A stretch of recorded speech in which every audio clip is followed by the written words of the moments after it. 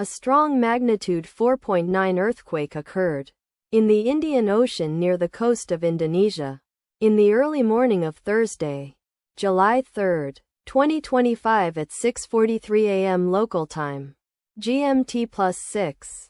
The quake had a very shallow depth of 11 kilometers, 7 miles, and was not felt, or at least not reported so.